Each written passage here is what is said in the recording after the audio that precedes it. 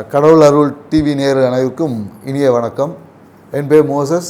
நான் வந்து உளவியல் ஜோதிடர், ஏல்பி அஸ்ட்ராலஜர், வாஸ்து கன்சல்டன்ட், சென்னையில் இருக்கேன். இப்போது நாம் பார்த்திங்கன்னா இந்த சனி பெயர்ச்சி, நம்ம இந்த சனி பெயர்ச்சி அப்படின்னோடனே சனினாவே ஒரு பயம் எல்லாருக்குள்ளேயும். ஐயோ, சனி பகவான் வந்து நீதிமான், நாம் ஏதோ தப்பு பண்ணிட்டோம், நாம் மீதி பேரெல்லாம் தப்பு பண்ணலை, நாம் தான் தப்பு பண்ணிட்டோம், அதனால் நமக்கு ஏதோ ஒரு பெரிய தண்டனை கொடுத்துருப்பா இப்படின்னு சொல்லி பல்வேறுபட்ட பயங்கள், குழப்பங்கள், சனினாவே தடுமாற்றம், ஸ்லோவாக போகக்கூடிய ஒரு மந்தத்தன்மையை கொடுப்பார். இப்படின்னு சனி பகவானை பற்றின நிறைய விஷயங்களை நம்ம கேள்விப்பட்டிருப்போம். ஆனால் உண்மையாகவே சனி பகவானா என்ன அப்படின்றது தான் பார்ப்போம். ஏன்னா நம்மளோட கிரக சுழற்சிகளே பார்த்தீங்கன்னு வச்சுக்கோங்க, சனி தான் வந்து நீண்ட தூரத்தில், அதாவது நம்மளுடைய அந்த பால்வெளி மண்டலத்தில் பூமிக்குலேருந்து ரொம்ப சூரியன்லேருந்து மிக தூரமாக இருக்கக்கூடிய கிரகம் பார்த்திங்கன்னா சனி பகவான். ஏன்னா அப்போ வந்து அங்கே இயற்கையாகவே அந்த இடத்துல என்னென்னாக்கா ஒளி கம்மியாக இருக்கும், குளிர்ச்சி என்பது அதிகமாக இருக்கும். ஸோ அப்போ குளிர்ச்சி நம்ம உடம்புல வரும்போது அப்போ நம்மளால் என்ன பண்ண முடியும், சோம்பல் வந்துடும். ஏன்னா நிறைய பேர் என்ன, இந்த மார்கழி மாதம் குளிர்ச்சி அப்படின்னும் போது உங்களுக்கு தெரியும், மார்கழி மாதத்துலலாம் சுறுசுறுப்பாக இருப்போமா, ரொம்ப சோம்பலாக இருப்போம், நம்மளுடைய செயல்பாடுகள் எல்லாமே ஒரு மந்தத்தன்மையில் இருக்கும். ஸோ அதனால் இந்த சனி பகவானுடைய பார்வைகள் எங்கெங்கெல்லாம் விழுதோ அந்த இடங்கள் மந்தத்தன்மையாகும். ஏன்னா சனி பார்க்குற இடத்துல கெடுப்பார், இருக்கிற இடத்துல கொடுப்பார் அப்படின்ற ஒரு ரூல் இருக்குது. ஸோ அப்போ நம்ம பார்க்கக்கூடிய இடங்கள் எல்லாமே அந்த இடத்துல ஒரு மந்தத்தன்மையையும் அந்த இடத்துல ஸ்லோ ஆக்டிவிட்டிஸையும் கொடுத்துருவார். இருக்கிற இடத்த பெருக்குவார். அப்படின்னும் போது அந்த பாவகங்கள், ஒரு கிரகம், ஒரு இப்போ மேஷ ராசி இருக்காருன்னா சனி பகவானுடைய பாவகங்கள் பார்த்திங்கன்னா 10, 11 இருக்குது. இந்த பாவங்கள் இயற்கையாகவே சனி பகவானோட கண்ட்ரோலில் தான் இருக்கும். ஸோ இந்த பாவகங்கள் வந்து அதிகமாக வேலை செய்யும். ஆனால் அந்த பாவங்களோட பார்வைப்படக்கூடிய இடங்கள் எல்லாமே ஸ்லோவாக இருக்கும், பொறுமையாக தான் நடக்கும், அந்த இடத்துல அவசரம் வேகங்கள் இருக்காது என்பது தான். இன்னொன்று எனக்கு நம்ம சனி பகவானுக்கு பார்த்திங்கன்னா அவருடைய வாகனம் நம்ம சொல்லக்கூடிய விஷயம் தான் காகம். ஏன் அந்த காகத்தை வந்து அவருக்கு வாகனமாக கொடுப்பாங்க? ஏன்னா சனிக்கு வந்துன்னா காகத்துக்கு சாப்பாடு வைப்போம், எல்லாரும் வைப்பாங்க. ஆனால் ஏன் காகத்துக்கு சாப்பாடு வைப்போன்ற அந்த உணர்வு என்பது நம்மக்கிட்ட இல்லை. ஏன்னா காகம் தான் பார்த்திங்கன்னா இருக்கிறது மிக ஒழுக்கம் நிறைந்த பறவை அப்படின்னு பார்த்திங்கன்னா காகம் தான். ஏன்னு வச்சிங்களேன், காகம் வந்து தன்னுடைய இனத்தோடு வாழும். எப்போதும் பார்த்திங்கன்னா தனக்கு தேவையானது எல்லாத்தையும் சேர்ந்து சாப்பிடும். இன்னொரு விஷயம் பார்த்திங்கன்னா, காகம் வந்து விடிய காலையில் சூரிய உதய பிரம்ம முகூர்த்தத்தில் எந்திரிக்கக்கூடிய ஒரே பறவை வந்து காகம் தான். மீதி எல்லா பறவையும் பார்த்திங்கன்னா எப்போ பார்த்தாலும் தூங்கிட்டு இருக்க எல்லாமே இருக்குது. நீங்கள் எங்கே வேணாலும் எந்த பறவை வேணால் போய் பாருங்கள். ஆனால் காகம் மட்டும்தான் விடிய காலையில் எந்திரிக்கும். எந்திரிச்சிட்டு காகம் இருவேளை குளிக்கும். நீங்கள் தண்ணி இருக்குது இல்லை, நம்ம பெரும்பாலும் காகம் குளிக்கிறதுலாம் அது எப்படி இருந்தாலும் தலையை ஒரு இங்கே தண்ணியில் போய் ஒரு சிலுப்பிட்டு வந்துடும் அதுக்கு. அப்போ காலையில் எந்திரிச்சு தன்னுடைய வேலைகள்லாம் என்ன, இங்கே செய்யக்கூடிய நம்ம வாழக்கூடிய இடங்களில் இருக்கக்கூடிய அனைத்து கழிவுகளையும் அது என்ன பண்ணும், அதை நீக்கி அதை அப்படியே அமிர்தமாக மாற்றிடும், அதாவது உரமாக மாற்றிடும். ஏன்னா காகத்தோட அந்த நமக்கு சொல்லணும், காகத்தோட எச்சம் விழும்போது அதில் ஆசிட் கண்டென்ட் அதிகமாக இருக்கும். பெரும்பாலும் இந்த பைக்கிலலாம் காகம் வந்து அதோட எச்சம் படும் போது அதை தொடச்சா கூட அவ்வளோ சீக்கிரத்தில் போகாது. ஏன்னா அதோட அசிடிட்டி கண்டென்ட் அதிகம். ஏன்னா அது இயற்கையாகவே அந்த ஆசிட் கண்டென்ட் அதிகமாக இருக்கிறதால அதை நம்ம உள்ளக்கூடிய கழிவுகளை அப்படியே எரித்து நமக்கு உரமாக்கி கொடுக்கும். பெரும்பாலும் அந்த காகம் பார்த்திங்கன்னா நிறைய இந்த வெயில் காலங்களில் பார்த்திங்கன்னா நமக்கு அந்த காகம் வந்து இந்த வேப்பம் பழத்தை நம்ம சாப்பிடும். அதனால தான் சனி பகவானுக்கு வந்து வேப்ப மரத்தை சொல்லுவாங்க. வேப்பம் பழத்தை வந்து காகம் வந்து சாப்பிட்டுட்டு அதை எச்சிங்களை வந்து வேப்ப மரத்தை இனவர்த்தி பண்ணக்கூடிய மிக ஒரு பறவை எதுன்னா காகம் தான். ஸோ அப்போ இந்த காகத்துக்கு உண்டான அது இன்னொன்று பார்த்திங்கன்னா, காகத்து வந்து இந்த கழிவுகளை நீக்கி சுத்தமாக்குறது ஒரு வேலை இருந்தாலும் ஈவன் அதோட இனப்பெருக்கம் பார்த்திங்கன்னா அதோட செக்ஷுவல் விஷயங்கள் எல்லாமே ஈவினிங்கில் தான் பார்க்கும். அது பெரும்பாலும் அதோடைய விஷயங்களை யாரும் பார்க்க முடியாது. அவ்வளோ ஒழுக்கங்கள் இருந்தது. தன் இனத்தை வாழும் குட்டிகளை அதோட அந்த பறவை குஞ்சுகளை பாதுகாக்கும்.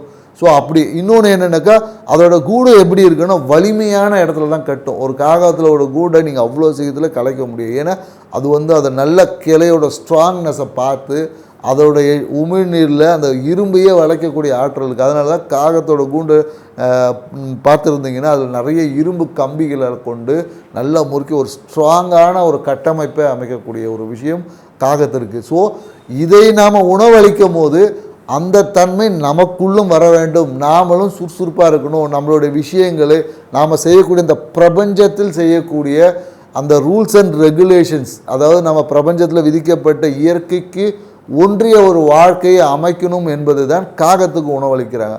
ஏன்னா பெரும்பாலும் என்னென்னாக்கா நல்லெண்ணெய் நல்லெண்ணெயில் பார்த்தீங்கன்னா வெறும் எள்ளு எண்ணெய் மட்டும் இருக்குது, அது கூட கருப்பட்டி போட்டு அந்த வெப்பத்தை சமப்படுத்துவாங்க. ஏன்னா அப்படி பண்ணும்போது தான் அங்கே நமக்கு வெப்பம் ஒரு கதகதப்பு என்பது கிடைக்கும்.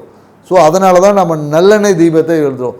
பெரும்பாலும் சனி பகவான் பார்த்தீங்கன்னா என்ன சொல்லுவாங்க, நம்மளோட ஊனமுற்றவர் சொல்லுவாங்க. ஏன்னா சனி தான் ஆயுள் காரகன். ஏன்னா நம்மளோட உயிர் சாரம் அவர்கிட்ட தான் இருக்குது. ஏன்னா சனி நினச்சா தான் நம்மளோட ஆயுளையே பெருக்க முடியும்.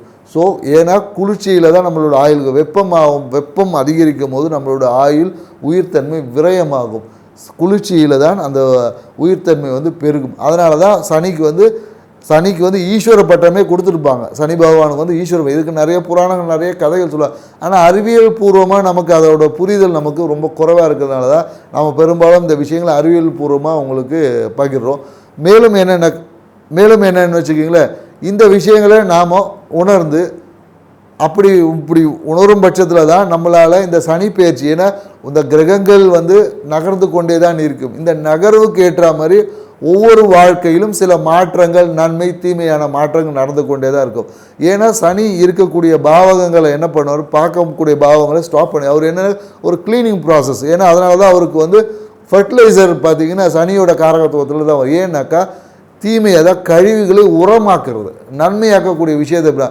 அப்போ சனி பகவான் ஒரு விஷயத்தில் பார்க்குற அந்த இடத்துல ஒர்க் எதுவுமே நடக்க அண்டர் ப்ராசஸ். இப்போ ரோடு மெயின்டெனன்ஸ்னு சொல்லுவாங்க இல்லையா, அதைத்தான் அவர் செய்வார். அந்த மெயின்டெனன்ஸ் அப்போ நமக்கு வந்து சில விஷயங்களை செய்ய முடியாமல் சில உபாதைகள் நமக்கு வரும்.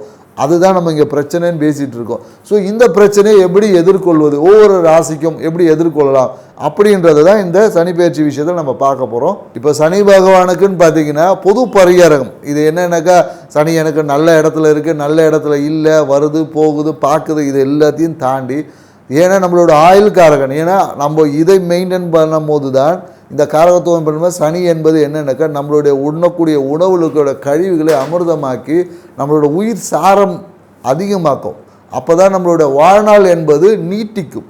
அதனால தான் அவர் ஒன்று ஸ்லோ அண்டு ஆயுள் காரகன் அவர் கொடுத்துருக்காங்க. ஸோ இப்போ இந்த சனி பகவானுடைய தன்மைகளை நம்மகிட்ட எப்போதும் நல்ல விஷயமா வச்சுக்கணுன்னா என்ன பண்ணலாம் அப்படின்னா, முதல்ல நம்மளோட வாழ்க்கை முறை என்னென்னாக்கா நம்மளோட இயற்கையை ஒற்றிய வாழ்க்கை முறை. காலையில் எந்திரிக்கணும், நம்மளோட வேலைகள், நம்ம அனுதினம் செய்ய வேண்டிய வேலைகள், நம்ம என்ன செய்யணும் என்பது, நம்ம வேலைக்கு போகிறது பணம் சம்பாதிக்கிறது இது கிடையாது. நம்ம உங்கள் உடலுக்கு, ஏன்னா உடலுக்கு சாப்பிட்டாதான் நம்மளால் எனர்ஜி கிடைக்கும், வேலைக்கு போனால் எனர்ஜி கிடைக்காது. ஸோ அப்போ நமக்கு கரெக்டான டைம், ஆன் டைமில் நம்மளை சாப்பிட பழகணும். உடலுக்கு ஏற்ற அதுக்கேற்ற உடல் பயிற்சிகள், சிறு சிறு வேலைகள் செய்யக்கூடிய உடல் பயிற்சிகளை செய்யணும். பெரும்பாலும் என்னென்னாக்கா அந்த நைட்டு தூங்கணும். ஏன்னா இரவு தூக்கம் என்பது கம்பல்சரியாக இருக்கும். ஏன்னா இரவு என்பது சனிக்கு உண்டானது. ஏன்னா சூரியன் என்பது இயக்கத்துக்கு உண்டானது. அதை மாற்றி செயல்பாடு, அதாவது நம்ம செய்த விஷயங்களை எல்லாமே எனர்ஜியாக மாற்றக்கூடிய வேலையை சனி பகவான் தான் செய்வார். அதனால தான் காலையில், ஏன்னா சூரியன் உச்சமாக ஆகக்கூடிய இடத்துல சனி நீசம் ஆகக்கூடிய இடத்துல சூரியன் நீசம் ஆகக்கூடிய இடத்துல சனி உச்சமாவார். ஸோ அப்போது சூரியன் என்பது இயக்கம், சனி என்பது உயிர் சாரத்தை அதிகரிக்கக்கூடிய விஷயம். அப்போ இரவு தூக்கம் என்பது கம்பல்சரியாக இருக்கணும். இரவு தூக்கத்தை யார் கடைபிடித்து வாழ்க்கை முறை, இயற்கை ஒன்றிய வாழ்க்கை முறை இருக்கா, இவர்களுக்கு சனி பகவானை பற்றின எந்த பயமும் தேவையில்லைங்க. அவர் ஒன்றுமே செய்ய மாட்டார். ஏன்னா சனி பகவானுடைய தாக்கம் இருக்கிறவங்க எல்லாருக்கும் ஃபேட்டி லிவர் இருக்கும். நீங்கள் வேணால் செக் பண்ணி, யாருக்கெல்லாம் ஃபேட்டி லிவர் இருக்கோ அவங்களுக்கு கண்டிப்பாக சனி பகவானோட தாக்கம் இருக்குது. ஏன்னா அந்த கழிவாக இருக்குது, கழிவை சுத்திகரிப்பு செய்ய முடியல. அப்போ சனி எங்கள் பகவான் அங்கே வேலை செய்யலை, அவ்வளோதான் விஷயம். ஏன்னா எந்த உடம்புல எங்கெங்கெல்லாம் கழிவுகள் இருக்கோ அங்கே சனி பகவான் வேலை செய்யவில்லை. ஏன்னா கழிவை உரமாக்கக்கூடிய விஷயத்தை தான் சனி பகவான் செஞ்சுட்ருப்பார். ஸோ அதனால தான் நைட்டு நீங்கள் எப்போதும் பார்த்தீங்கன்னா நைட்டு தூங்கலாம் வச்சிங்களேன், உடல் சோர்வாக இருக்கும். நைட்டு தூங்கி எழுச்சின்னு வச்சு காலையில் ஃப்ரெஷ்ஷாக இருக்கும். இதுதான், ஏன்னா அந்த ஃப்ரெஷ்னஸை கொடுப்பது எதுனா சனி பகவான் தான். ஸோ நீங்கள் இது அறிவியல் பூர்வமாக நம்ம நிறைய விஷயங்கள் சொல்லுவோம், ஆன்மீக ரீதியாக நிறைய விஷயங்கள் இருக்குது.